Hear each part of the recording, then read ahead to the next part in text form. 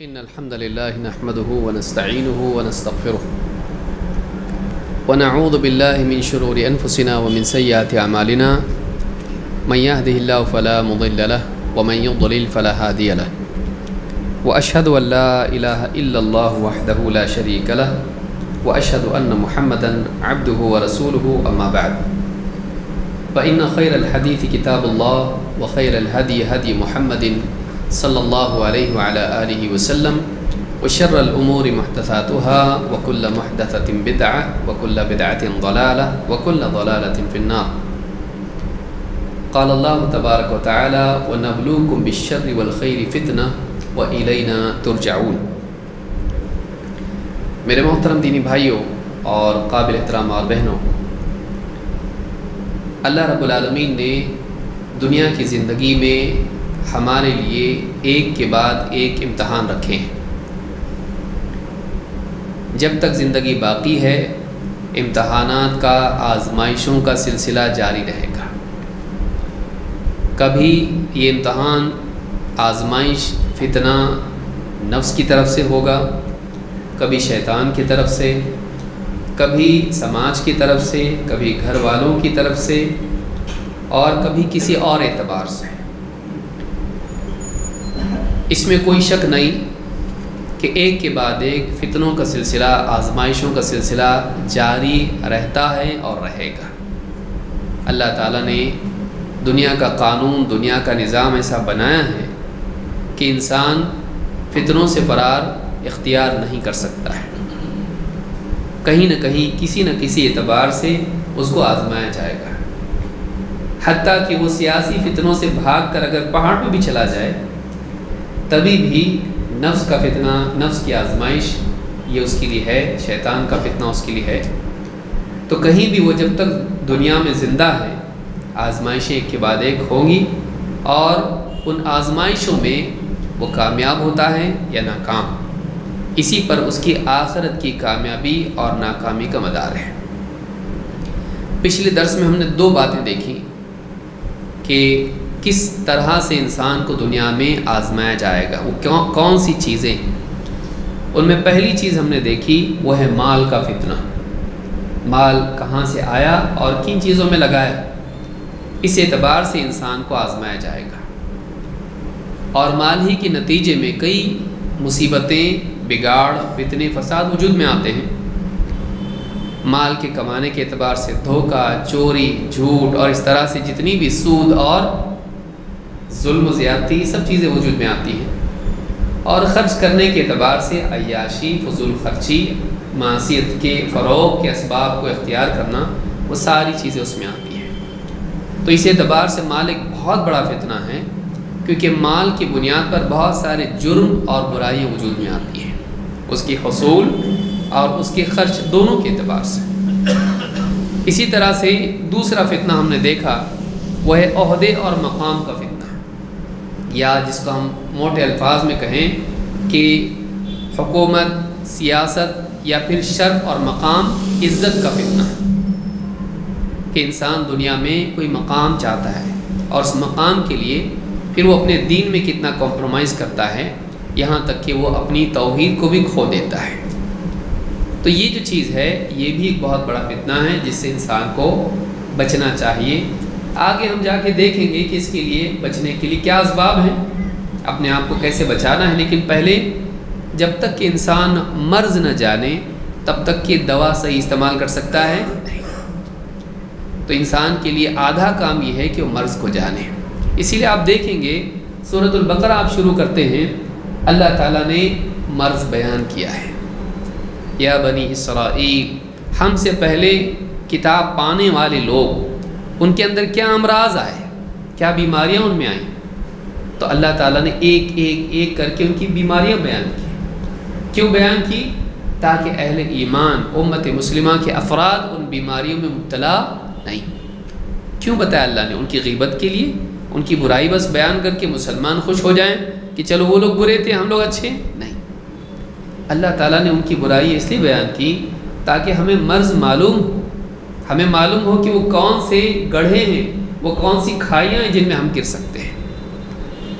اسی لیے اللہ کے نبی صلی اللہ علیہ وسلم نے کہا تھا لَتَتَّبِعُنَّ سَنَنَ مَنْ كَانَ قَبْلَكُمْ، تم ضرور پچھلوں کے راستے پر، پچھلوں کے طریقے پر، پچھلوں کے طور طریقوں پر چلو گے۔ تو معلوم ہوا کہ جو ان کے لیے خطرات تھے ہمارے لیے بھی ہیں، لہٰذا ان خطرات کو اللہ تعالیٰ نے قرآن کریم میں بیان کر دیا اور رسول اکرم صلی اللہ علیہ وسلم نے احادیث میں بیان کر دیا۔ تو کامیاب زندگی کے لیے ایک اہم اصول یہ بھی ہوتا ہے کہ ایک انسان برائیوں کو جانے جن میں وقوع کا ڈر اس کے لیے ہے، وہ فتنوں کو، آزمائشوں کو اور گڑھوں کو جانے کہ کہاں وہ گر سکتا ہے، کہاں وہ نقصان اٹھا سکتا ہے، کون کون سا میدان ہے جس میں وہ فیل ہو سکتا ہے اور کس وجہ سے فیل ہو سکتا ہے۔ اگر یہ جان لے انسان تو پھر اس کے بعد دوسرا مرحلہ آتا ہے کہ ایک انسان یہ جانے کہ ان گڑھوں سے، ان خطرات سے، ان کھائیوں سے، ان نجاستوں سے کیسے بچا جائے۔ تو حل کا نمبر کیسے آتا؟ بعد میں آتا، اور مسئلہ جاننے کا نمبر پہلے ہوتا ہے۔ تو دوسرا ہم نے فتنہ دیکھا عہدے اور مقام کا کہ کس طرح سے انسان کے دین کو خراب کرتے ہیں۔ نمبر 3، تیسری آزمائش کس میدان میں ہماری ہونے والی ہے؟ عورت کا فتنہ۔ عورت کا فتنہ کس اعتبار سے؟ بنیادی طور پر 2 چیزیں ہیں اس میں، عورت کی زینت اور عورت کی کمزوری۔ یہ 2 چیزیں ہیں جو انسان کے لیے، خصوصاً مردوں کے لیے فتنہ ہے، بلکہ عورت صرف مرد کے لیے نہیں، عورت کے لیے بھی فتنہ ہے۔ عورت کے لیے بھی، ماں کے لیے بیٹی آزمائش ہے، اور بیٹی کے لیے ماں آزمائش ہے، بہنیں آزمائش ہے، ساس کے لیے بہو آزمائش ہے، بہو کے لیے ساس آزمائش ہے۔ تو ایک عورت بھی جو ہے یہ یعنی آزمائش ہے، خاص کر کے مردوں کے لیے بڑی آزمائش ہے، اس اعتبار سے کہ اللہ رب العالمین نے عورت کو خوبصورت بنایا اور انسان کے، مرد کے دل میں اس کی رغبت رکھی۔ آدم علیہ السلام کو پیدا کیا تو آدم علیہ السلام کے لیے پہلا رشتہ کون بنا؟ بیوی۔ اب یہ جو رشتہ ہے یہ بڑا آزمائش والا رشتہ ہے کہ آدمی کے دل میں شہوتوں کا ہونا اور عورت میں خوبصورتی کا ہونا، اس کے اندر اٹریکشن کا ہونا انسان کے لیے بہت بڑا فتنہ ہے۔ اور آپ دیکھیں گے اس کی وجہ سے دنیا میں کیا کچھ نہیں ہو رہا ہے۔ آپ کالجز کو دیکھیے، آئی ٹی انڈسٹری کو آپ دیکھیے، آپ بازاروں کو دیکھیے، حتیٰ کہ آپ درگاہوں کو دیکھیے، وہاں بھی ہے نہیں ہے۔ آپ دنیا کے کسی بھی میدان میں دیکھیں آپ کو یہ فتنہ دکھائی دے گا، گھروں کے اندر آپ کو دکھائی دے گا، رشتہ داریوں میں آپ کو دکھائی دے گا، نکاح میں آپ کو دکھائی دے گا۔ عورت ایک بہت بڑا فتنہ ہے۔ فتنے کا مطلب یہ نہیں کہ عورت بری ہے، اور عورت ایک بہت بڑا ٹیسٹ اور ٹرائل ہے اور پاؤں پھسلنے کا سبب ہے۔ فی نفسی عورت بری ہوتی تو آدم علیہ السلام کے لیے اللہ تعالیٰ عورت کو پیدا ہی نہیں کرتا۔ فی نفسی بری نہیں ہے، عورت خود بری نہیں ہے، لیکن عورت کے کچھ اوصاف اور اس کی کچھ صلاحیتیں اور اس کو اللہ نے جیسا بنایا اس کی تخلیق، یہ انسان کے لیے بہت بڑی آزمائش ہے۔ تو ایک اس کی خوبصورتی اور دوسرے عورت کی کمزوری۔ کمزوری بھی آزمائش ہے۔ بہنوں کی جائیداد کمزور ہے، کیا بولیں گے، شادی کر کے دے دی ہمارے، اب جائیداد مانگ نہیں سکتے کیونکہ ہماری شادی میں خرچہ کر دیے، جتنا دے دیں گے لے لیں گے، دیے تو دیے نہیں تو نہیں دیے۔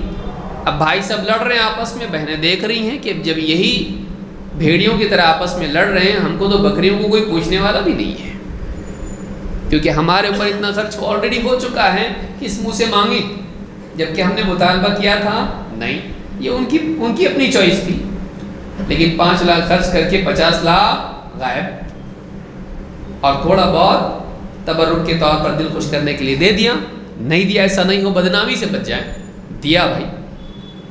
عورت کمزور ہے، بہنیں، یا اسی طرح سے بیوی ہے، کمزور ہے کہ انسان آئے اس سے دنیا بھر کا کام کرائیں، اس کو بے عزت بھی کرے اس کے کام میں کمی کی وجہ سے، چاہے وہ آرام کرے نہ کرے اس کا خیال نہ رکھے، اس کے علاج کی فکر نہ کرے، خود باہر کھائیں پیے دوستوں میں مزے کریں، بیوی گھر میں بچوں کی تربیت، کھانا پکانا، یہ سب، اور اس کے بعد اگر مان لیجئے کھانے میں نمک کم رہا تو اس کا نمک بی پی بڑھ جاتا ہے، غصے میں آ کے پلیٹ کبھی پھینک دیا، کبھی اس کو ذلیل کر دیا، کبھی مار پیٹ کی بھی نوبت آئی، کبھی گھر کے باہر بھی بٹھا دیا مار کے، کبھی میں کے بھیج دیا، بزنس نہیں چل رہا کبھی تو پھر بول دیا جا آپ کے پاس، بول تھوڑا سا میں نے اتنا لاکھ کا انتظام کر دیا ہے، اتنا باقی ہے، دباؤ، کیوں؟ کیونکہ اس کے پاس ایک ایسی بندوق ہے جس سے 3 گولیاں داغ سکتا ہے، بیوی ڈرتی ہے کہ اگر میں نے ایسا نہیں کیا تو کیا دے دے گا؟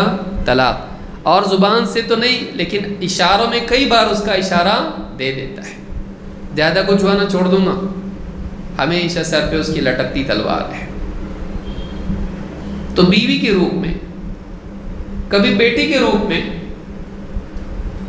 ایک بیٹی ہوئی، ایک منی ہارٹ اٹیک آیا تھا اس کو، مائنر اٹیک آیا تھا اس کو، دوسری بھی ہو گئی، تیسری بھی ہو گئی، تو انسان کے لیے آزمائش ہوتی ہے، اچھے کے لیے بھی برے کے لیے بھی، اچھے بھی انسان کے لیے ایک آزمائش ہے کہ اس کو پیار محبت دینا، پڑھانا لکھانا، دین سکھانا، اس کو گھر گرستی سکھانا، اور اس کے بعد اپنے جگر کے ٹکڑے کو دوسرے کے گھر میں دینا، کیسا رکھتے معلوم نہیں، دل ہمیشہ اٹکا رہتا ہے، داماد کیسے اس کو یہ کر رہا ہے، ساس کیسی ملی، گھر والے کیسے لوگ اس کو پیار سے رکھیں گے کہ نہیں، ہم نے اتنا سنبھال کے رکھا، وہ لوگ معلوم نہیں کیا کریں گے، آزمائش ہے۔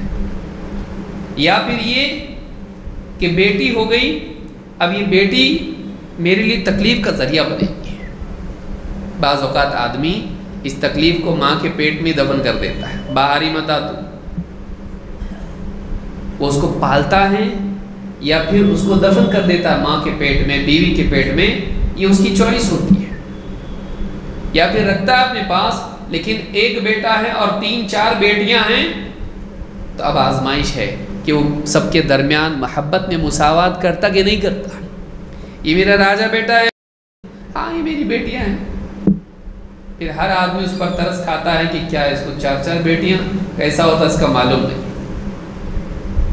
ہمدردیاں اس کو مظلوم کے طور پر ملتی ہیں کہ یہ مظلوم ہے، نعوذ باللہ، اللہ رب العالمین نے اس پر ظلم کر دیا ہے کہ 4-4 بیٹیاں دے دی اس کو، تو وہ آزمائش اس کے لیے ہوتی ہے۔ بعض اوقات پھر وہ سلوک برابر نہیں کرتا ہے بچیوں کے ساتھ میں، یہ نہیں کہ ان کے ساتھ بدسلوکی کرتا ہے، ٹھیک ہے ان کے ساتھ بھی ٹھیک رہتا ہے، لیکن اسپیشل ٹریٹمنٹ بیٹے کو ملتی ہے،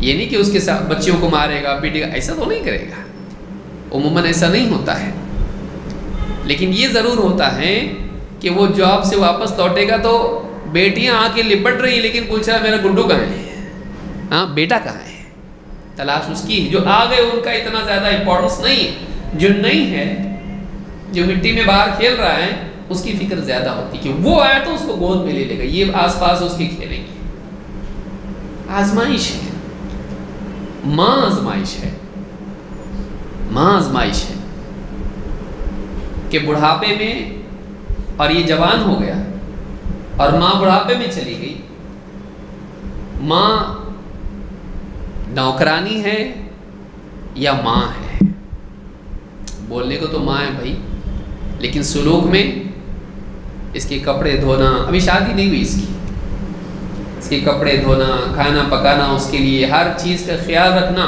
ذرا سا اس کا کپڑا ٹھیک سے نہیں دھولا اگر، یہ کیا ہے، ایسا دھوتے اس کو، دبا رہ گیا نا یہ گٹکے کا، ہاں گٹکے کا دبا ہی نکلا کیسا نہیں، پیمنٹ دے رہا میں، یہ کر رہا، دھوتے کیسے نہیں تم لوگ، گھر کے اندر ماں کے ساتھ وہ سلوک جو نوکرانی کے ساتھ ہوتا ہے۔ اسی لیے حدیث میں اللہ کے نبی صلی اللہ علیہ وسلم نے قیامت کی علامات میں سے کیا فرمایا، ان تلد الامۃ ربتها، اور ایک روایت میں ہے ان تلد الامۃ ربها، دونوں طرح سے روایت آئی ہے کہ باندی اپنے مالک کو، اور ایک روایت میں مالکین کو جنم دے گی، کہ بیٹی یا بیٹا ماں کے مالک بن جائیں گے، رب مالک کو کہتے ہیں، تو جیسے مالک حاکم اپنے غلام کے ساتھ سلوک کرتا ہے، ماں اور باپ کے ساتھ بھی اس طرح کا سلوک ہوگا بعد کے دور میں۔ لیکن خصوصاً چونکہ باپ سخت ہوتا ہے، بیٹا باپ کے ساتھ ویسا کر سکتا ہے، جھڑک دے گا، اس کو گھر سے نکال بھی دے گا، لیکن ماں کے ساتھ عموماً اس کی نرمی کی وجہ سے، اس کی ممتا اور اس کی محبت کی وجہ سے اکثر جو ہے اس طرح کا سلوک ہوتا ہے، خدمات لی جاتی ہیں اور سلوک نہیں کیا جاتا ہے اچھا۔ ماں کھانس رہی ہے وہ نہیں دیکھے گا، لیکن اس کی کھانسی کی وجہ سے اس کا علاج وہ نہیں سوچے گا، لیکن ماں کھانس رہی ہے اور اس کی نیند خراب ہو رہی ہے، صبح اس کو دوستوں کے ساتھ پکنک پہ جانا ہے، اگر سوئے گا نہیں تو فلائٹ چھوٹ جائے گی، وہ فکر اس کو ہے۔ کتنا کھانستے دوا کھانے نہیں آتا کیا؟ اگر ماں چپکے سے بول دے لانے نہیں آتا کیا؟ کھانے نہیں آتا، کھانے آتا، لایا کب؟ تجھ کو بولی تھی لانے کے لیے، نہیں لایا، ماں بھی بولتی اس کو بول کے فائدہ نہیں ہے، اگر میں اس کی غلطی گناؤں گی تو پھر یہ میرے باپ دادا تک جائے گا، میں اس کے بارے میں بتاؤں گی تو غصے میں آ کے اتنا چلائے گا کہ میرا بی پی لو ہو جائے گا۔ تو یہ جو رشتہ ہے ماں کا، بہنوں کا، بیٹی کا، بیوی کا، اس سارے رشتوں میں انسان کہیں نہ کہیں بندھا ہوتا ہے۔ کسی کو سارے رشتے مل جاتے ہیں، کسی کو سارے نہیں بھی ملتے، لیکن کہیں نہ کہیں ایک انسان کسی نہ کسی عورت سے جڑا رہتا ہے۔ منیمم وہ عورت ماں تو اس کی ہوتی ہے، ماں تو اس کی ہوتی ہے۔ تو یہ آزمائش ہے کہ اس امت کی آزمائشوں میں سے ایک آزمائش عورت بھی ہے کہ اس نے عورت کے ساتھ کیا معاملہ کیا، اور اس میں پھر اجنبی عورتیں بھی ہیں کہ راستے سے جا رہا ہے، دوسروں کی بہو بیٹیاں ہیں، پرائی عورتیں ہیں، پھر ان کے ساتھ اس کا معاملہ کیا ہے۔ اس کی دکان پہ اگر آتے ہیں کچھ خریدنے کے لیے، برقعے لینے کے لیے یا کوئی اور چیز، گھڑی یا کچھ بھی لینے کے لیے، تو اس کا معاملہ ان کے ساتھ کیا ہوتا ہے، یہ کتنی میٹھی بات کرتا ہے، کتنا ان کا دل جیتنے کی کوشش کرتا ہے، کتنا ان کو دیکھتا ہے، کتنا ان کے بارے میں اس کے تصورات دل میں آتے ہیں۔ فتنہ ہی ہے، فتنہ ہے اس کے لیے۔ گھر میں بیوی بیٹھی ہوئی ہے لیکن باہر یہ لذتیں آنکھ کے راستے سے زنا کر رہا ہے، آنکھ کے راستے سے زنا کر رہا ہے، کان کے راستے سے زنا کر رہا ہے، ان کی آواز کی لذت اٹھا رہا ہے، بہن جی بول رہا ہے لیکن لمبی بات کر رہا ہے تاکہ وہ بھی بات کرے، مزہ آ رہا اس کو۔ کچھ لوگ اسی میں لذتیں لیتے رہتے ہیں۔ تاجر حضرات کو خاص طور سے جہاں خواتین کا آنا جانا ہوتا ہے، ان کو اپنے دلوں کا خیال رکھنا چاہیے، بہت بڑا فتنہ ہے۔ آج آپ کالجز میں جا کے دیکھیے، فرینڈ شپ کے نام پر کیا ہو رہا ہے۔ لڑکیاں، جوان بچیاں مسلمانوں کی گھر سے پردہ، کتنی بچیاں، بعض بچیاں ایسی بھی گھر سے پردہ پہن کے جائیں گی، برقع پہن کے جائیں گی، لیکن باہر کالج میں جا کے اتار دے گی۔ کیوں ایسا؟ ماں باپ ظالم ہیں، وہ دین پہ چلا رہے ہیں زبردستی، لیکن اس کی تربیت نہیں ہوئی ہے، ذہن نہیں بنا ہے، باہر جا کر سہیلیوں کے ساتھ میں مل کے وہ ان جیسی بن جاتی ہیں، کیونکہ ساری سہیلیاں عموماً کیا ہیں، غیر مسلم ہیں، ہائی فائی کالج ہے، وہ سرکل اس کا کیسا ایک دم اچھے گھروں والا ہے۔ اچھے گھروں کا مطلب پیسے والے گھروں والا ہے، زیادہ پڑھے لکھے لوگ ہیں، تو یہ زیادہ پڑھی لکھی ہو گئی، ابھی اسلامی احکام کو بالکل پس پش ڈال کے وہ ان جیسی بننے کی کوشش کرتی ہے۔ اسلام کی عظمت دل میں نہیں ہے، ان کے جو بھی اس سماج میں، اس ماحول میں جو چلتا ہے، چلن ہے، اس کی عظمت اس کے دل میں زیادہ ہے۔ پھر نوجوان لڑکے بھی باہر کھڑے رہیں گے، وہ پڑھتے تو کچھ ہے نہیں ہمارے، پڑھنے والے تو چھوڑیے، نہیں پڑھنے والے لوگ باہر بھائی گیری کرنے والے لڑکے لوگ، جو جن کو کچھ بھی پڑھنے نہیں آتا، سگنیچر کرنے بولیں گے تو ڈھنگ سے نہیں کر پائے گا کیونکہ کیا ہی نہیں کچھ، لیکن کالج کے دروازے پر آپ دیکھیں گے سب ملیں گے آپ کو بائک لے کے، وہ بھی دوست کی ہے، اس کی نہیں ہے، لڑکیوں کو اٹریکٹ کرنے کے لیے، جیسے پرندے، جانور جنگل کے آوازیں نکال کے اپنے پر پھیلا کے جیسے دوسری چڑیوں کو اپنی طرف اٹریکٹ کرتے ہیں، یہ بھی اٹریکٹ کرتے ہیں کرائے کے کپڑے پہن کے۔ تو یہ آپ سوچئے، یہ فتنہ ہے کہ آپ مسلمان بچیوں کو خراب کرنے کے لیے آپ دوسروں کی بہو بیٹیوں کو خراب کرنے کی نیت اپنے اندر رکھیں۔ دل اگر صاف ستھرا نہیں ہو انسان، بتائیے اسی حال میں مر جائے تو کیسے عبادت میں رغبت پیدا ہوگی، کیسے اللہ سے جڑ پائے گا کہ اندر چور ہے، صاف نہیں ہو پاتا دل۔ کبھی یہ سوچتا ہے یہ میری بہن ہے، یہ جتنی بچیاں ہیں یہ ہماری بہنیں، اسلامی بہنیں، ہم کو ان کے بارے میں غلط نہیں سوچنا چاہیے، ہم کو یہ سب چیزیں نہیں کرنا چاہیے۔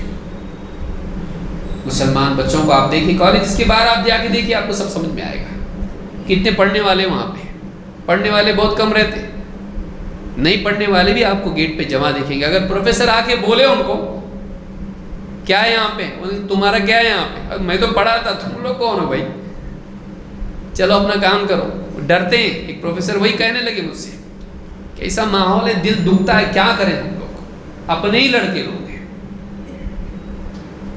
اور بچیاں ہوتی ہیں، بچیاں بھی دیکھیے اپنی ہیں، کیا کریں، ہم ان کو بولنے کو بھی ڈرتے ہیں کہ آ کے توڑ پھوڑ کریں گے، ہم کو جاتے وقت ماریں گے گھر پہ بائک رکا کے۔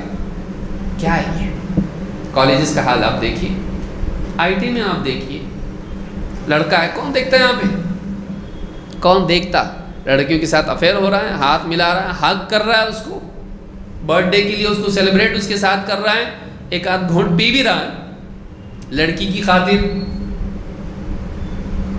ان کے ساتھ پکنک پہ جا رہے ہیں، گلے میں ہاتھ ڈال رہے ہیں، فوٹو نکال رہے ہیں، سب کچھ سب کر رہے ہیں۔ فتنہ ہے، عورت بہت بڑی آزمائش ہے، اس کی زینت، اس کی خوبصورتی اور اس کی کمزوری، دونوں اعتبار سے آزمائش۔ اور اگر کچھ نہ ہو تو میڈیا ہے، بھائی کسی کے پاس کچھ نہیں ہے تو میڈیا تو ہے نا، اس سے دل ٹھنڈا کر لو، اس سے دل ٹھنڈا کر لو، بیٹھ کے دیکھے گا، پھر جوکس کے نام پہ بھی عورتوں کو دیکھ رہا ہے، اس کے ٹک ٹاک کے جوکس بہت اچھے رہتے ہیں، اچھی بات ہے، لیکن دل کی تسکین، آنکھوں کی تسکین اس سے ہو رہی ہے۔ یہ نہیں دیکھ رہا ہے کہ جو کچھ اس کی نگاہوں کے راستے دل میں جا رہا ہے، کہیں نہ کہیں دل کو گندا کر رہا ہے، دل صاف نہیں ہو پا رہا ہے۔ ہر معصیت انسان کے دل پر ایک دھبا لگاتی ہے، چاہے وہ معصیت کان کے راستے سے ہو، آنکھ کے راستے سے ہو، زبان کے راستے سے ہو، کسی بھی راستے سے ہو، دل پہ ایک دھبا لگ جاتا ہے۔ اپنے دل کو بچانا ضروری ہے، خاص کر کے نوجوان طبقہ ہمارا جو ہے اس کو بہت خیال رکھنا چاہیے۔ تو عورت جو ہے یہ فتنہ ہے۔ اللہ کے رسول صلی اللہ علیہ وسلم کیا فرما رہے ہیں، دیکھیے آپ فرماتے ہیں ما ترکت بعدی فتنة اضر علی الرجال من النساء۔ فتنے کا جو لفظ ہے، آپ فرماتے ہیں کہ میں نے اپنے بعد مردوں پر عورت سے بڑھ کے کوئی نقصان دینے والا فتنہ نہیں چھوڑا۔ پھر سے سنیے، میں نے اپنے بعد مردوں پر عورت سے زیادہ کوئی فتنہ نقصان دینے والا، ان کو نقصان پہنچانے والا نہیں چھوڑا۔ نقصان کا ہے، پیسے کا نقصان، دین کا نقصان، کیونکہ انبیاء دنیا کی چیزوں کو نقصان بتانے کے لیے نہیں آتے، انبیاء کس کے لیے آتے ہیں، دین کا، آخرت کا نقصان بتانے کے لیے،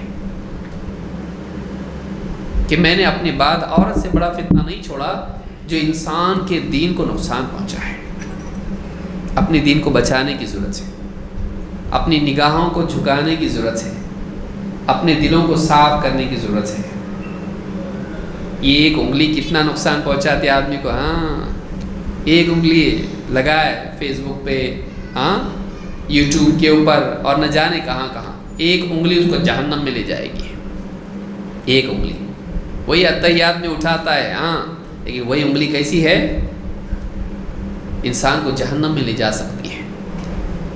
بے حیائی دیکھنا، بے حیائی کے ماحول میں گھومنا پھرنا، بے حیائی کے ساتھ پرائی بچیوں کے ساتھ میں تعلقات قائم کرنا، ایک لڑکا ہے 4 لڑکی 3 لڑکیوں کے ساتھ افیئر کر رہا ہے اور اس پہ دوستوں میں فخر کر رہا ہے، یہ فخر کرنے کی چیز ہے، یہ ذلت کی چیز ہے۔ ایک ہی تیرے لیے جرم تھا اور تو زیادہ جرم کر کے فخر کر رہا ہے۔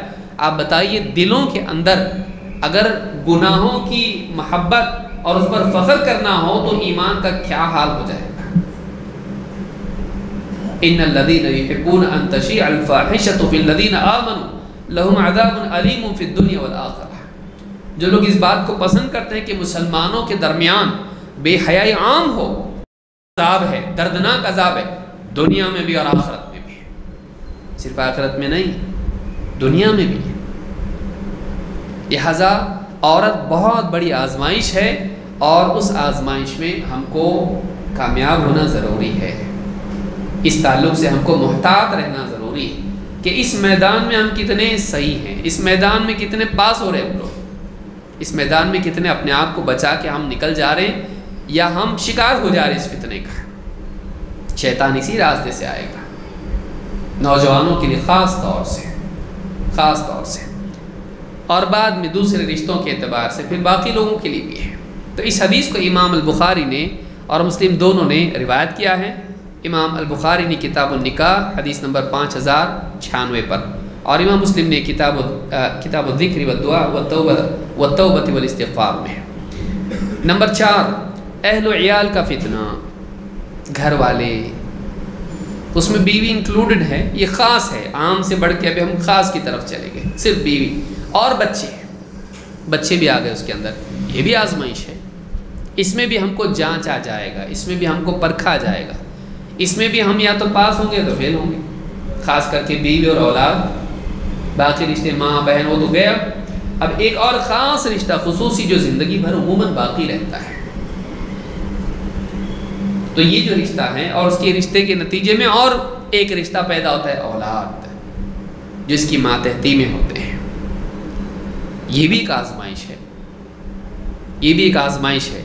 अल्लाह ताला कुरान करीम में फरमाता है, इन्नमा अम्वालुकुम व औलादुकुम फितना वल्लाहु इंदहु अज्रुन अज़ीम। सूरह अत-तग़ाबुन में आयत नंबर 15 में अल्लाह फरमाता है, यकीनन तुम्हारे माल और तुम्हारी औलाद तुम्हारे लिए आजमाइश है और अजर अज़ीम तो अल्लाह के पास है।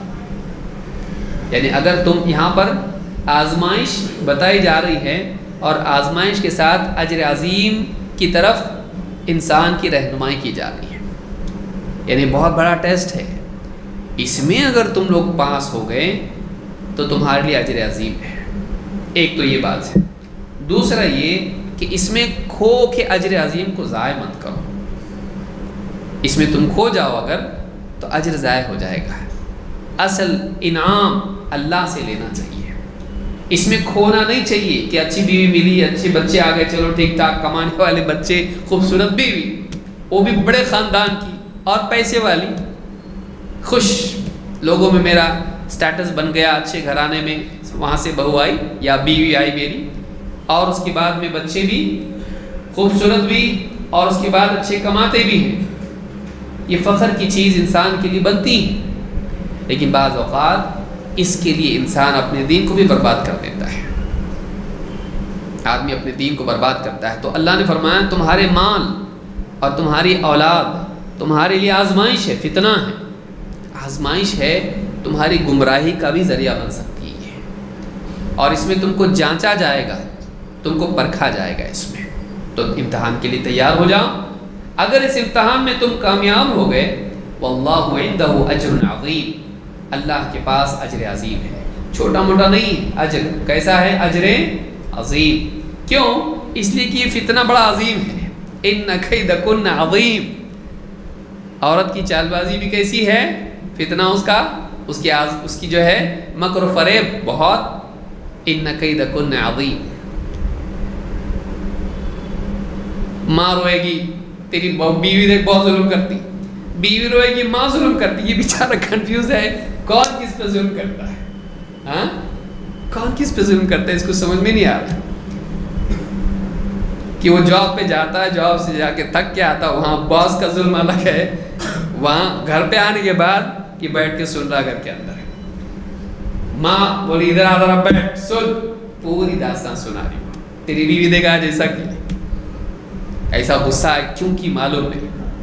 अब बीवी के पास गया, वो रोना शुरू कर दी, आपकी अम्मा मेरा जीना हराम करती है, देखिए ऐसा ऐसा हुआ। अब उसकी भी बात लग रही, वो गलत, वहाँ गया तो ये गलत।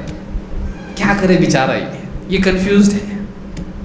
दोनों भी नहीं चाहिए मुझको।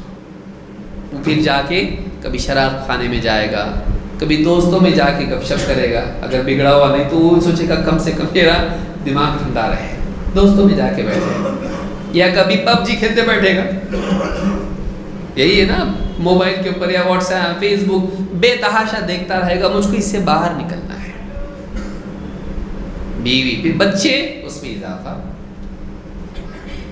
بچے اس میں اضافہ، اگر تھوڑے سے بڑے ہو گئے اور ایک مصیبت، مجھ کو یہ چاہیے وغیرہ، مجھ کو یہ چاہیے، اسکول کا معاملہ، کھانے پینے، کپڑے، جوتے، یہ وہ، پھر ان کے فسادات الگ، لڑکا باہر جھگڑے کر کے آیا، چوکی میں بولا صاحب آئیے، اب یہ جا رہا وہاں پہ، کیا ہوا صاحب آپ کا لڑکا دیکھو ایسا کیا، لڑکی چھیڑا، اس کو مارے، اس لیے دوستوں نے جا کے اس کو مارے، یہ کیس اس کا ہو گیا ایسا، اس کے باپ نے کیس کر دیا، بھائی نے کیس کر دیا اس کے اوپر،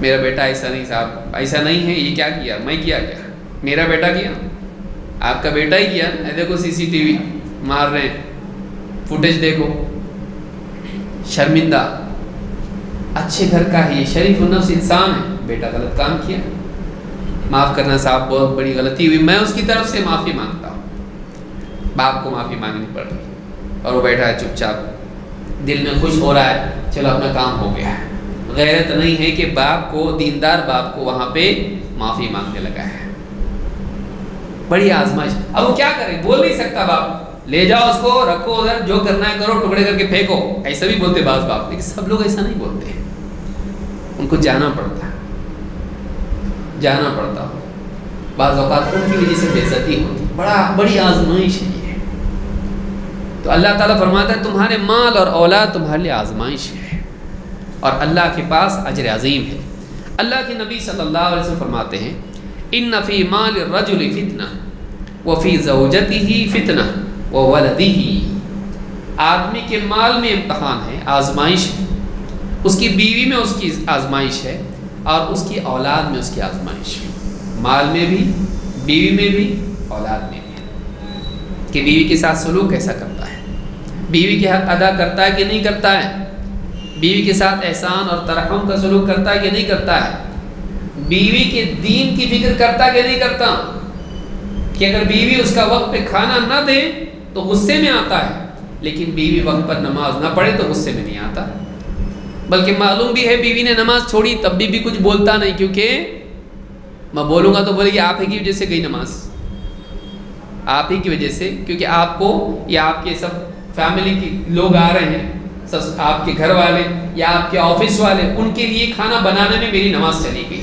اب اس کی ہمت بھی نہیں ہوتی نماز پڑھی کہ نہیں پڑھی، آدمی یعنی اس کی دینداری کی ذمہ داری ہے نا اس کے اوپر بیوی کی، لیکن بعض اوقات آدمی کیا کرتا ہے، نظر انداز کرتا ہے، کہ عید کی تیاری میں رات بھر بیوی کھجور اور دودھ اور نہ جانے شیر خورمے کا پورا تیاری کرتی رہی، جو صحیح خر فجر کی نماز بھی گئی اس کی، اب اس کی ہمت نہیں ہے، کیونکہ بولا ہے دوست لوگ آنے والے آفس والے ہیں ٹائم پہ میرے کو جیسی نماز ہو جائے گی عید کی گھر پہ آئیں گے، تیار رکھنا، جو حکم مالک، لیکن اس کا حکم ادا پورا کرنے میں مالک کا، حقیقی مالک کا حکم ٹوٹ گیا، اب اس کی ہمت ہے بولنے کی، فجر کی نماز پڑھی وہ اس کو دیکھے گیا، کیا رات بھر تو بٹایا کرو، اور اب بول رہے ہیں، ہمت نہیں ہو پاتی، کتنے احکام ہیں، نہیں بول پاتا آدمی، کیونکہ کہیں نہ کہیں اس کی بے دینی میں اس کا بھی دخل ہوتا ہے، اس کی کوتاہی ہوتی ہے، بیوی آزمائش ہے، اسی طرح سے اولاد ہے، بیٹی بیٹوں میں برابری کیا کہ نہیں سلوک میں، اللہ کے نبی صلی اللہ علیہ وسلم کے زمانے میں ایک آدمی آیا، بیٹھا ہوا تھا، اس کا بیٹا آیا، گود میں بٹھایا، پیار کیا، بیٹی آئی، بازو بٹھا لیا، پیار نہیں کیا، آپ نے فرمایا ہل عدلت بینہما، تو نے کیوں دونوں کے درمیان عدل و انصاف نہیں کیا، ایک کے ساتھ اچھا سلوک، دوسرے کے ساتھ سیدھا سادہ ہو کے، لیکن یہ ایک دم اچھا سلوک، سپیریئر، بیٹے کے ساتھ ایک دم زبردست، لیکن بیٹی اوکے، تو نے کیوں برابری نہیں کی، یا ایک بچہ ہے جو بہت پڑھائی میں اچھا، ہر چیز میں اچھا، جو بھی مہمان آیا اس کے سامنے تعریف، اور دوسرا تھوڑا کم ہے، وہ خالی گھر کے کام کرتا ہے، اکثر ایسے بچے گھر کے کام کرتے ہیں، اس کی تعریف نہیں، اس کی حوصلہ افزائی نہیں، اس سے محبت کا خصوصی سلوک نہیں۔ کیوں؟ کیونکہ یہ کما کے لائے گا، یہ میرے بعد گھر کا پلر ہے، ہاں یہ میرے بعد ذمہ داری نبھانے والا ہے، خرچے والا ہے، یہ چرچے والا، خرچے والا ہے تو چرچے والا ہو جاتا۔ لیکن یہ بچہ یہ تھوڑا سلو ہے، پڑھائی میں بھی کچا ہے اور تھوڑا یہ ہے، ہاں لیکن بھاگ دوڑ کرتا ہے، لیکن اس کو نمبر 2 پہ رکھے، اس کے ویسا سلوک نہیں کرے گا اس کے ساتھ میں۔ تو یہ آزمائش ہے اولاد، ان کی تربیت نہیں کرنا۔ پڑھائی کرو، پڑھائی میں کچا ہے، اسکول میں بولا کہ بہت ڈانٹے ٹیچر، اب ٹینشن اس کو ہو گیا کہ تمہاری وجہ سے مجھ کو بات سننی پڑتی تھی، تمہاری وجہ سے مجھ کو بات سننی پڑتی ہے۔ ایکسٹرا کلاس لگا دیا اس کا، اب ایکسٹرا کلاس لگا دیا، مسجد میں امام صاحب ملے، آپ کا بچہ آ رہا نہیں مکتب میں، کیا سب تو تھوڑا سا پڑھائی میں کمزور ہو گیا نا، اس لیے ایکسٹرا کلاس لگا دیا۔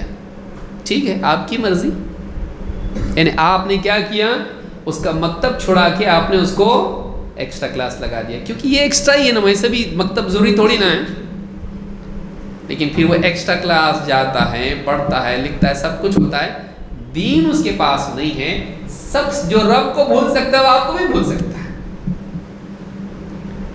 جب وہ پڑھ لکھ کے بن جاتا ہے پھر آپ کو بھولتا ہو، کیونکہ آپ نے اس کو اللہ والا نہیں بنایا، تو آپ کا کیسا بنے گا؟ جو اللہ کا وفادار نہیں ہو آپ کا وفادار ہوگا؟ نہیں بنتا ہو۔ آزمائش ہے اولاد کہ آپ اپنی اولاد کو اپنی دنیا بنانے کا ذریعہ بناتے ہیں یا آپ اس کی آخرت بنانے کا ذریعہ بنتے ہیں، یہ امتحان ہے۔ پوچھ ہوگی، کلکم راع وکلکم مسئول عن رعیتہ، تم میں سے ہر ایک نگراں ہے، تم سے اپنے ماتحتوں کے بارے میں پوچھا جائے گا کہ ہم نے اپنی اولاد کو دین سکھایا کہ نہیں سکھایا۔ بیٹی ہے اس کو دین سکھایا کہ نہیں، پردہ کرتی کہ نہیں کرتی، یہ ساری چیزیں ہیں۔ ہم اپنے گھروں کا، ہر آدمی اپنے گھر کا جائزہ لیں۔ تو اہل و عیال ہمارے لیے آزمائش، پھر اس کے علاوہ ان کے حقوق ادا کرنا، بیوی ہے اس کی ذمہ داریاں جو بھی ہیں، دوائی سے لے کے کھانے پینے سے لے کے کپڑے، یہ اچھے کپڑے پہن رہا بیوی کو پھٹے ہوئے پہنایا، یہ اچھا کھائے گا لیکن بیوی کو نہیں کھلائے گا، گھر میں ایک دم کمی کرے گا اور باہر عیاشی کرے گا۔ وہ کئی لوگ ایسے بھی ہیں کہ کنجوسی گھر میں کرے گا، خرچ کو نہیں دے گا، بیوی کی بنیادی ضرورتوں کو بھی ٹالتا رہے گا، لیکن باہر دوستوں میں اڑائے گا، کیونکہ اس کا نام اس کی کالر ٹائٹ ہو، یہ اور کسی کو دینے دیتا ہی نہیں بل، ہمیشہ کیا کرتا ہے آگے بڑھ کے، کیونکہ اس کی کیا کالر ٹائٹ ہوتی ہے کہ وہی آدمی گھر میں بیوی کی بنیادی ضرورتوں میں اس کو نہیں دیتا۔ اگر کہے کہ میرے ایک ڈریس لینا مجھ کو، سب کپڑے پرانے ہو گئے، کبھی مہمان آئے نا پہننے کو بھی ڈھنگ کے نہیں رہتے ہیں، باہر جانا ہے تو ایک ہی بار بار پہنتی ہوں، لوگ پوچھتے ہیں اور دیکھتے ہیں وہی ڈریس بار بار پہن کے آتی باہر، شادی بیاہ میں ایک ڈریس لینا دل بول رہا تھا، بہت ادب سے بولتی، کیونکہ معلوم ہے ایک دم سانپ کے جیسا ہمیشہ پھن نکال لیتا ہے، ایک دم ذرا بھی کچھ ٹینشن آیا اس کو، ابھی تو لیا تھا، ابھی سے مراد اس کو 2 سال ہوئے، بعض اوقات ایسا بھی رہتا ہے، حقوق ادا نہیں کرتا ہے، بچوں کو زبردستی بعض اوقات ان کی چاہت کی چیزیں نہیں دیتا، کھانے پینے کے اعتبار سے ہو یا کسی بھی اعتبار سے ہو، تو یہ بھی ایک آزمائش ہے، یہ انسان کے لیے ٹیسٹ ہے کہ وہ گھر والوں کی کھانا پینا لباس سے لے کے جتنی ضرورتیں ہیں ان کو پورا کرتا ہے کہ نہیں کرتا، اور اس سے بڑھ کر کیا ضرورت ہے؟ دین، وہ دین دیتا ہے کہ نہیں دیتا ہے، یہ آزمائش ہے۔ تو اللہ کے نبی صلی اللہ علیہ وسلم فرماتے ہیں ان فی مال الرجل فتنۃ وفی زوجتہ فتنۃ وولدہ، کہ آدمی کے مال میں اس کے لیے فتنہ ہے، اس کی بیوی، یہاں دیکھیے فی کا لفظ آیا ہے، سمجھیے اس کو، کہ آدمی کے مال میں فتنہ ہے، بیوی میں فتنہ ہے، بچوں میں فتنہ ہے، وہ خود فی نفسی ہی فتنہ ہے، اس معنی میں نہیں کہ شر ہے۔ کوئی آدمی اس کو غلط سمجھ سکتا ہے کہ بیوی فتنہ، بچے فتنہ، ہاں یہ مطلب نہیں ہے، فتنہ منفی معنی میں بھی آتا ہے کہ شر کی جڑ ہے، اس کے لیے بھی آتا ہے، برائی کی جڑ کے لیے بھی فتنے کا لفظ آتا ہے، یہاں اس معنی میں نہیں ہے، یہ آزمائش میں ہے۔ اسی لیے اللہ نے کیا فرمایا وَنَبْلُوكُمْ بِالشَّرِّ وَالْخَيْرِ فتنہ، خیر فتنہ ہو سکتی ہے، جس کو اللہ خود خیر کہہ رہا ہے وہ برا ہو سکتا ہے، سوچیے کہ ہم تم کو آزمائیں گے، وَنَبْلُوكُمْ تم کو آزمائیں گے، بِالشَّرِّ وَالْخَيْرِ فِتْنَةً، فتنے کے طور پر، امتحان کے طور پر ہم تم کو آزمائیں گے، شر کے ذریعے سے بھی اور خیر کے ذریعے سے بھی۔ تو معلوم ہے کہ خیر بھی فتنہ ہو، یعنی کیا مطلب ہے؟ خیر بھی بری ہوگی، بول سکتے آپ؟ خیر بھی امتحان ہے، شر بھی امتحان ہے۔ تو بیوی فی نفسی بری نہیں ہے، اولاد فی نفسی بری نہیں ہے، کہ پھر اللہ تعالیٰ بتاتا کہ یہ شر ہی ہے، نہ نکاح کرو، بچے تو آئیں گی نہیں، پھر بغیر نکاح کے تو بچے ہی نہیں آئیں گے، نکاح ہی مت کرو، نہ نکاح رہے گا نہ بچے ہوں گے۔ کیوں کیا ایسا اللہ نے؟ سارے نبی نکاح کر رہے ہیں، سارے نبی اولاد والے، کیوں ایسا؟ یہ خیر ہے، لیکن اس خیر میں انسان کا امتحان ہونے والا ہے، اس کو علی الاطلاق چھوڑا بھی نہیں جا سکتا ہے۔ صحابہ نے پوچھا اللہ کے رسول ہم تبتل کرنا چاہتے، ایک دم ختم، نکاح بھی نہیں بچے بھی نہیں، کہا نہیں۔ آپ صلی اللہ علیہ وسلم منع کیسے؟ نہیں، نہینا عن التبتل، صحابی کہتے ہیں ہمیں تبتل سے منع کر دیا گیا کہ نکاح وغیرہ اولاد والی گھر گرہستی والی زندگی کو چھوڑ چھاڑ کے ہم کیا کریں؟ گویا کہ ایک دم اپنے آپ کو دنیا سے منقطع کر لیں۔ کہتے ہیں اگر ہم کو اجازت دے دے تو ہم خصی ہو جاتے ہیں۔ صحابی کہتے ہیں اگر ہم کو اجازت دیتے ہم خصی ہو جاتے۔ نہیں، آپ نے کہا نہیں، اسلام میں رہبانیت ہے نہیں ہے، بیوی بچوں والی زندگی ہے۔ آپ صلی اللہ علیہ وسلم نے ترغیب دی امت، نکاح کی ترغیب دی، اولاد کی ترغیب دی۔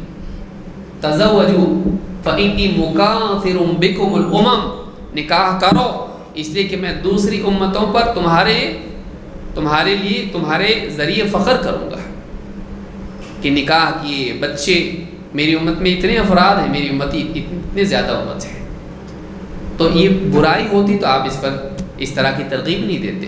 نکاح اچھی چیز ہے، نکاح پاکیزگی کا ذریعہ ہے، اولاد اچھی چیز ہے، اس لیے انبیاء مانگا کرتے تھے، لیکن وہ امتحان ہے، وہ امتحان ہے۔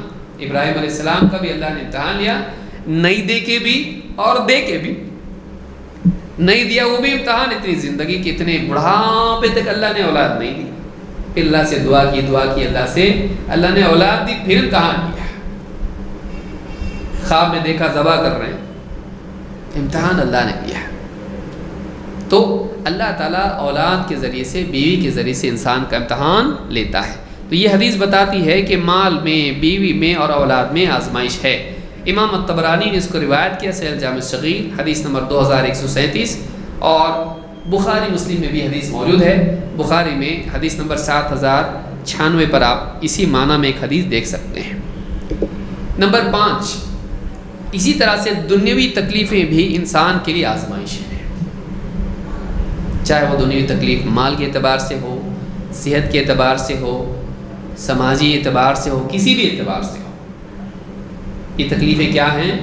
آزمائش انسان کے لیے، اور اکثر انسان دنیاوی تکلیفوں میں اس کا پاؤں پھسل جاتا ہے اور حلال کی بجائے حرام کی طرف چلا جاتا ہے، اور حق کی بجائے باطل کی طرف چلا جاتا ہے، عدل کی بجائے ظلم کی طرف چلا جاتا ہے۔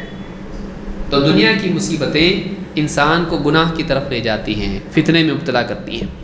اللہ تعالیٰ قرآن کریم میں فرماتا ہے وَمِنَ النَّاسِ مَن يَعْبُدُ اللَّهَ عَلَى حَرْفٍ، لوگوں میں سے بعض ایسے بھی ہیں کہ جو کنارے کنارے رہ کر اللہ تعالیٰ کی بندگی اختیار کرتے ہیں۔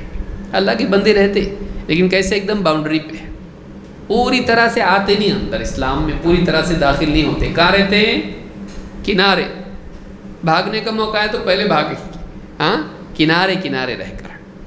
وَمِنَ النَّاسِ مَن يَعْبُدُ اللَّهَ عَلَى حَرْفٍ فَإِنْ أَصَابَهُ خَيْرٌ اطْمَأَنَّ بِهِ، اگر کوئی خیر نصیب ہو جائیں مطمئن رہتے ہیں، خوش ہو جاتے ہیں۔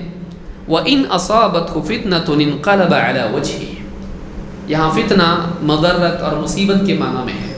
وَإِنْ أَصَابَتْهُ فِتْنَةٌ انقلب عَلَى وجهه، لیکن اگر کوئی فتنہ ان پر آ جائے، یعنی مصیبت ان پر آ جائے، تو منہ کے بل الٹے پھر جاتے ہیں، یا منہ پھیر کے نکل جاتے ہیں۔ خسر الدنیا والآخرہ، یہ دنیا اور آخرت دونوں کا خسارہ ہے۔ ذالک هو الخسران المبین، بلکہ ایک دم کھلا خسارہ ہے۔ ایک انسان دنیا میں بھی ناکام، آخرت میں بھی ناکام، اس سے بڑھ کے ناکامی اور کیا ہو سکتی ہے؟ اور آدمی کب ہوتا ہے ایسا ناکام؟ دنیا میں بھی ناکام، کیوں؟ اس لیے کہ اللہ کو چھوڑ کے اللہ کی مدد نہیں پا سکتے۔ اللہ کا دین ہی تو ہے جو اللہ کی نصرت کا ذریعہ ہے۔ اللہ کے دین کو چھوڑ کے ہم اللہ کی مدد کی امید رکھیں۔ اللہ اپنی مدد کرتا ہے کس بنیاد پر؟ بندگی کی بنیاد پر۔ اب غور کیجئے، آپ اس آیت کو جوڑ کے دیکھیے قرآن کریم کی اس آیت سے جو آپ ہر رکعت میں پڑھتے ہیں، ایاک نعبد و ایاک نستعین، اے اللہ ہم تیری عبادت کرتے ہیں اور تجھی سے مدد چاہتے ہیں۔ پہلے کس کو بیان کیا؟ عبادت، اس کے بعد کس کو بیان کیا؟ مدد۔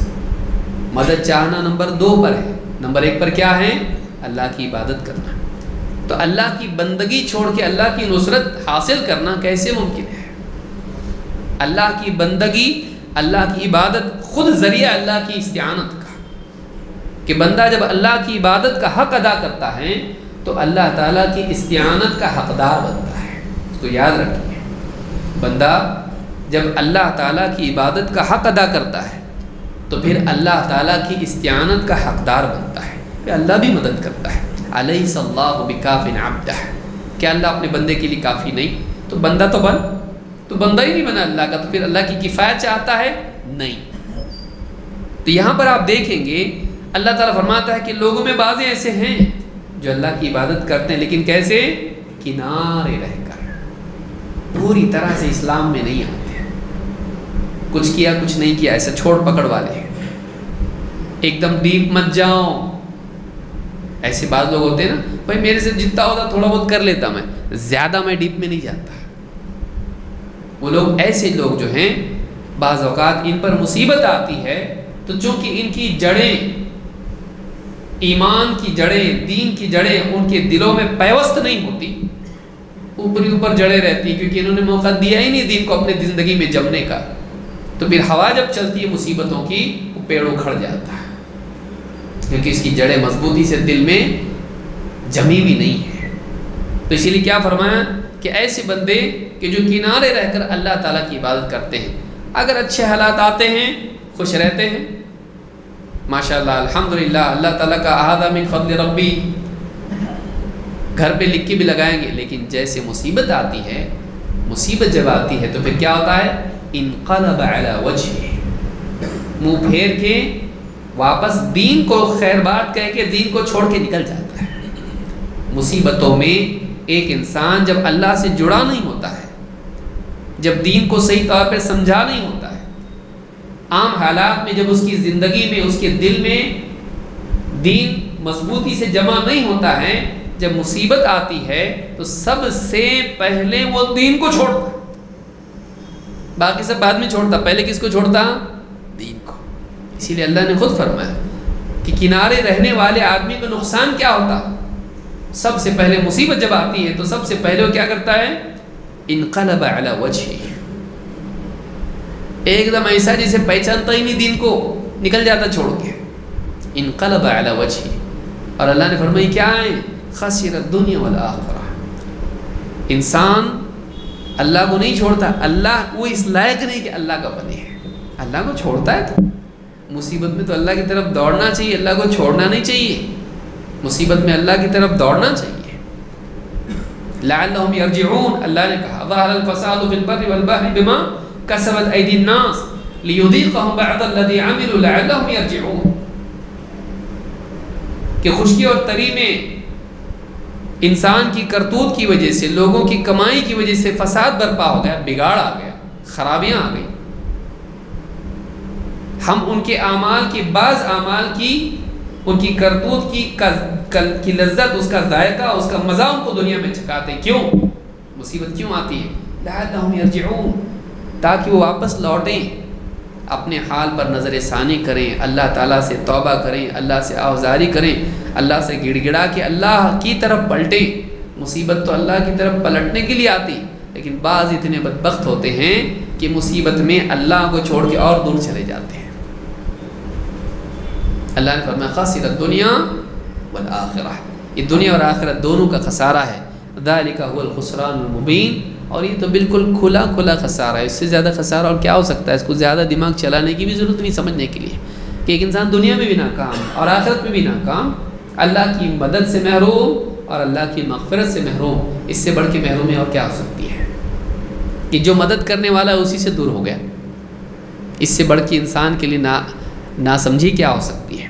آپ دیکھیے بعض اوقات انسان یعنی دین پہ جمع ہوتا ہے، ٹھیک ہے تھوڑا بہت، جیسی گھر میں حالات آئے، دکان نہیں چل رہی یا بچہ بیوی یا کوئی بیمار ہے، آدمی کیا ہوتا ہے پھر لوگ اس کو بولتے ہیں کہ یہ ڈاکٹر وہ ڈاکٹر سب کے پاس گئے نہیں ہو رہا۔ ایک بابا کے پاس میں لے جا سکتا ہوں لیکن تم تو مانتے نہیں ہو، لیکن دیکھو ایک بار چل کے دیکھ تو لو، دل بولا ٹھیک، نہیں بولا واپس آ جاؤ، غلط لگا واپس آ جاؤ۔ دوسرا ایک آدھا خالو ماموں، ہاں وہ بولتا دیکھ بچے کا سوچ، ہاں معصوم بچہ ہے کیا بگاڑا اس نے، اگر گناہ نہیں گا نا تیرے کو نہیں چلتا نا میرے اوپر گناہ اس کا۔ یہ بھی بولا بالا، ہاں یہ بھی جا کے بیوی بھی بولتی کبھی کبھی، کچی کر رہی بیوی تو وہ بھی کیا بولتی، جا کے دیکھنے میں کیا جاتا، اتنے لوگ بول رہے نا ہوتا فائدہ وہاں پہ۔ ایک آدھا تھوڑا سا ان میں اچانک کیا ہوتا ہے، وہ کیا بولتا، دیکھ گناہ بھی اگر ہے اللہ غفور و رحیم ہے، کرنے کے بعد میں توبہ کر لے، توبہ بھی کر لے، سب شیطان سارے راستے بتاتا اس کو، ہاں لے کے جاتے وہاں، وہ سب شرکیات کفریات کرتا اور اس کے دل میں ایک ایسا سوراخ ہوتا جو کبھی بھرتا نہیں، اپنے دین کو خراب کر کے اپنے عقیدے کو اپنی توحید کو خراب کر لیتا، لیکن پھر واپس کبھی وہ دل صحیح ہو پاتا نہیں، کیونکہ آپ میموری سے تو نہیں نکال سکتے، نامہ اعمال میں سے بھلے توبہ ہو کہ وہ نکل جائے، یادداشت میں سے نکل سکتا نہیں، وہ یادداشت اس کو تکلیف دیتی رہتی ہے ہمیشہ، کیا کیا تو نے، اور بعض اوقات تو بچہ بھی مر جاتا ہے، بتائیے وہ بھی گیا یہ بھی گیا، خسرت دنیا والآخرہ، دنیا آخرت دونوں کا خسارہ، کبھی تجارت نہیں چل رہی، عملیات کر لیے، کبھی کسی کو جن لگا اس کے علاج میں آدمی ادھر سب گیا، پھر بولتا کوئی فلاں کے پاس بھی جاؤ، یہ اتنا تنگ آ چکا ہوتا ہے کہ بولتا ہے یار ٹھیک ہے یہ اس سے نجات مل جائے مجھ کو، کیونکہ اس کی وجہ سے پھر بعض اوقات ہوتا ہے اس کی وجہ سے میرا دین خراب ہو رہا، تو ایک کام کرتے ہیں کہ ایک بار حل تو ہو جائے اس کے بعد اچھے سے دین پہ چلو نا۔ بعض اوقات اب بولنے والے رائے دینے والے 50 رائے دینے والے ہوتے ہیں، ایسے وقت میں سب انٹیلیجنٹ لوگ جمع ہو جاتے ہیں خاندان کے، اور اس سے بے دینی کرواتے ہیں، اس سے شرکیات اور کفریات کرواتے ہیں، اور مصیبت میں انسان ولنریبل ہوتا ہے، کمزور ہوتا ہے، رائے جلدی قبول کرتا ہے تکلیف میں، اچھے حالات میں آدمی ہے نہیں، لیکن مصیبت میں کیسا رہتا آدمی اس مجبور ہو کے ماننا پڑتا ہے۔ تو یہ کیا ہے، مصیبتیں انسان کو غلط راستے پر لے جاتی ہیں۔ کبھی فائنینشیل اعتبار سے آدمی دیکھتا ہے کہ حرام طریقے سے مل رہا ہے، حلال سے نہیں مل پا رہا ہے، تو حرام میں چلا جاتا ہے، سودی قرضے لے لیتا ہے یا حرام سے کما لیتا ہے، ایک آنکھ بند ایک کھلی کر کے لے بھی لیتا ہے حرام کی چیزیں، کبھی خیانت بھی کر لیتا ہے، کبھی کچھ اور کر لیتا ہے۔ برے حالات انسان کے لیے گناہ کا ذریعہ بنتے ہیں، تو یہ نہیں ہونا چاہیے، یہ بھی ایک بڑا مسئلہ ہے۔ مصیبتوں میں آدمی اللہ پر بھروسہ رکھے، اچھے حالات کی امید رکھے، اگر وہ بس اتنا یقین رکھے وَإِن يَمْسَسْكَ اللَّهُ بِضُرٍّ فَلَا كَاشِفَ لَهُ إِلَّا هُوَ، کہ اگر اللہ تعالیٰ کوئی مصیبت کوئی تکلیف تجھ پر ڈالے تو اللہ کے سوا اس مصیبت کا تکلیف کا ہٹانے والا اور کوئی نہیں ہے، تو اللہ سے بھاگ کے مصیبت سے بچ نہیں سکتے، اللہ کا حکم توڑ کے اللہ کی مدد پا نہیں سکتے۔ ساری دنیا اگر مل کے بھی آپ کا مسئلہ حل کرنا چاہیں نہیں کر سکتی سوائے اس کے جو اللہ نے مقدر کیا ہے۔